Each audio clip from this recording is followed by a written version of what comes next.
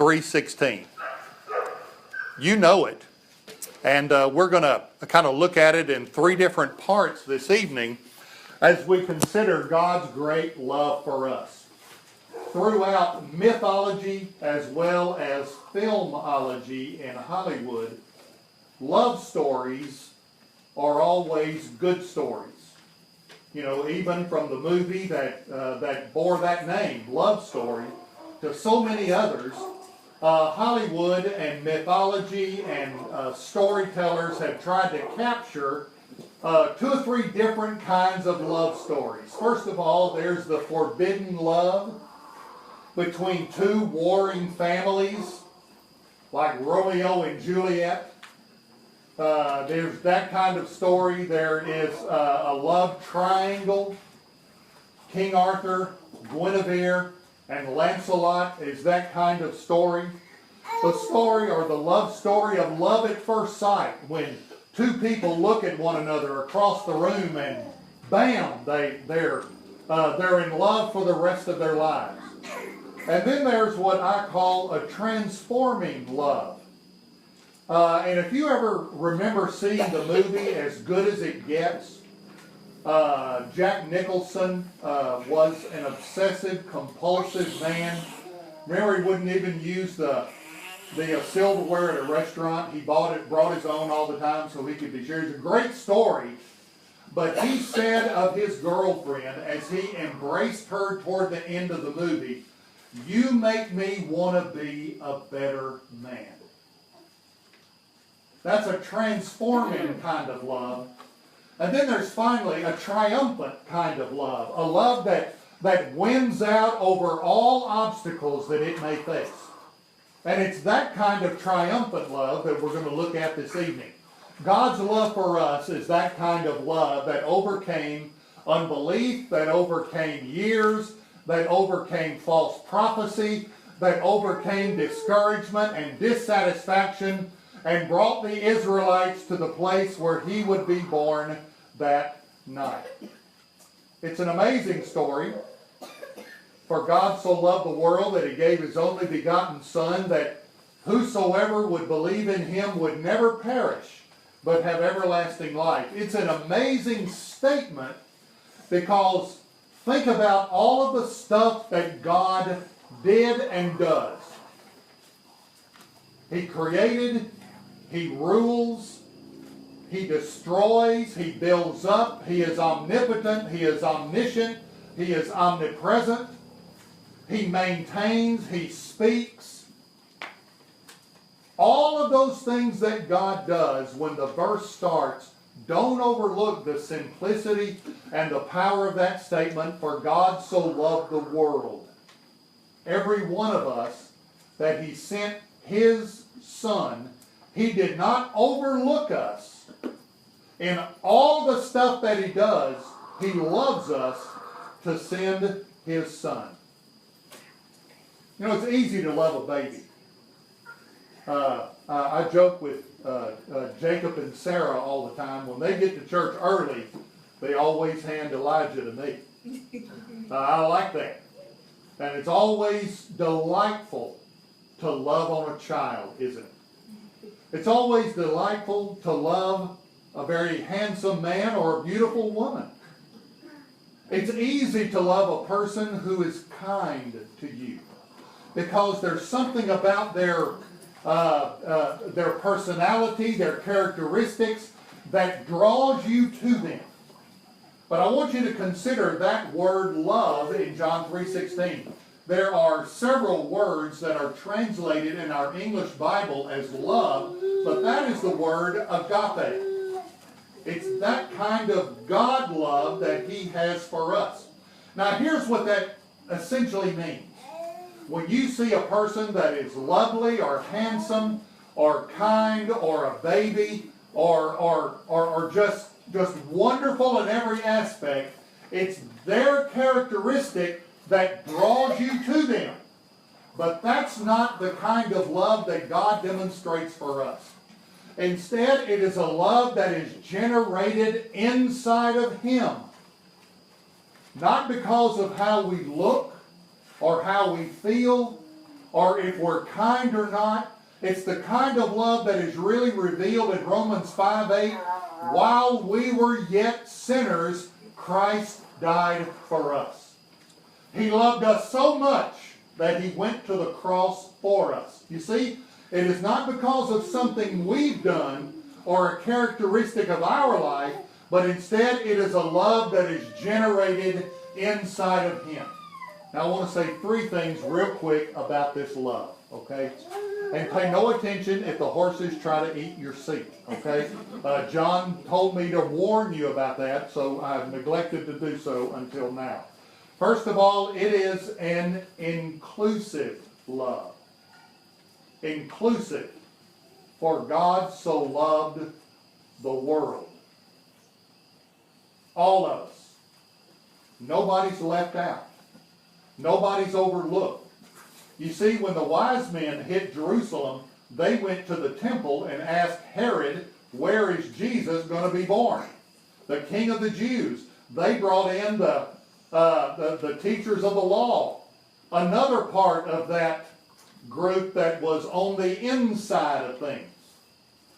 You see, there were those who were in and those who were out. The haves and the have-nots then, just like now. But Jesus wasn't born in the temple, nor was he born in a synagogue, but instead he was born with the have-nots.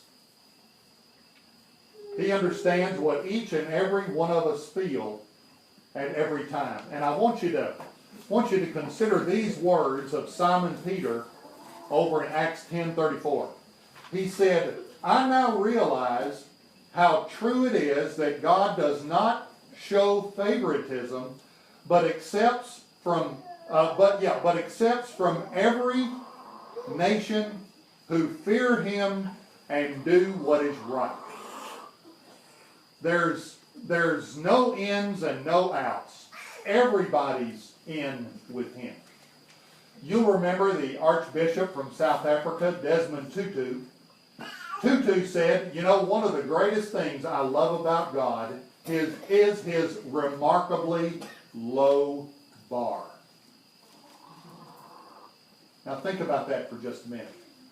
The high jumpers, they want to raise the bar ever higher. But God's bar is low, so all of us can be there. For God so loved the world. And as you've heard me tell you, where you see world, insert your name. For God so loved Steve Fowler. For God so loved Ronnie Powell. For God so loved Tina Butterfield. Now see, that makes it belong to you. Okay? It's an inclusive love. Not only that, it's a sacrificial love. He gave his only begotten Son. God knew that since the time of Adam there was sin in our lives. We disobeyed him. We revolted against him. We committed treason against God's simple word that we obey him. And God said, you know what, I gotta provide a way that saves these people. I'm going to take the initiative because they're not going to be able to. Let me see, who can I send? I know what, I'll send Abraham, the father of the Israelite people. No, that's not going to be enough. I know what, I'll send David, the great king of Israel. No, that's not going to be enough. I know what, I'll send Moses, the great lawgiver, who has captivated Israelites for hundreds of years. No, that's not going to be enough. I'll send Elijah, the great prophet, who thundered over Israel. No, that's not going to be enough. I'll send the angels who have been with me for millennia. No, that's not going to be enough either. I know what. I'll send my Son. My only begotten Son. And then every man and woman and boy and girl will know how much I love them. Think about of all of the people God could have sent. He sent His only begotten Son. That's King James. If we were reading that in our translation, it would say His one and only Son. It's inclusive, it's sacrificial, and finally it's transforming. That whosoever would believe in Him would never perish, but have everlasting life. And I really kind of want to wrap this up with a quick sermon illustration. Many of you are my age and perhaps a little bit older and remember Steve McQueen. Great actor in Hollywood.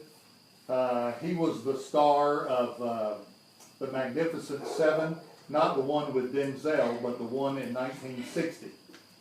The Magnificent Seven. Bullitt in 1968 and Papillon in 1973.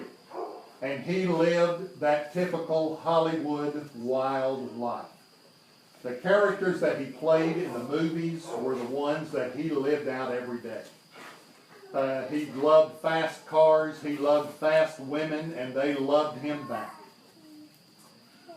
He spent hundreds of thousands of dollars on drugs and alcohol and multiple marriages, and he died at the age of 50 of cancer in a hospital in Mexico. But most people know about the wild life that McQueen lived. Actually, we know Michael Jackson as the king of pop.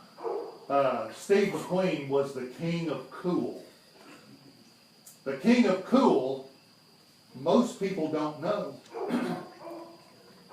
met the king of kings before he died.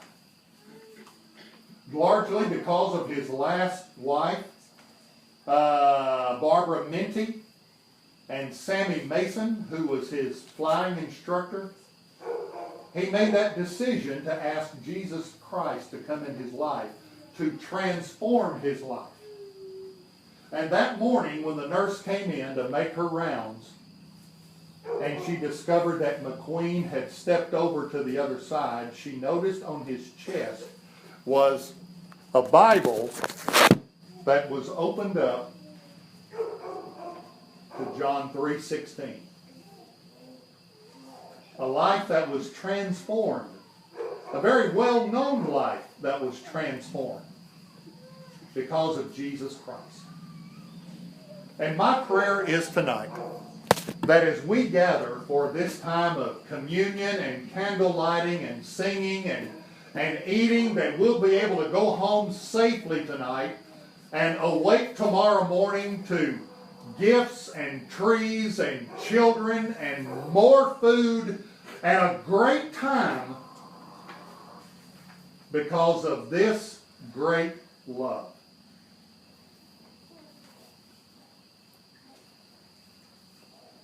A love that is inclusive. A love that is sacrificial. And a love that is transforming. And He would love nothing more than to give you tonight the gift of transforming love of Jesus Christ.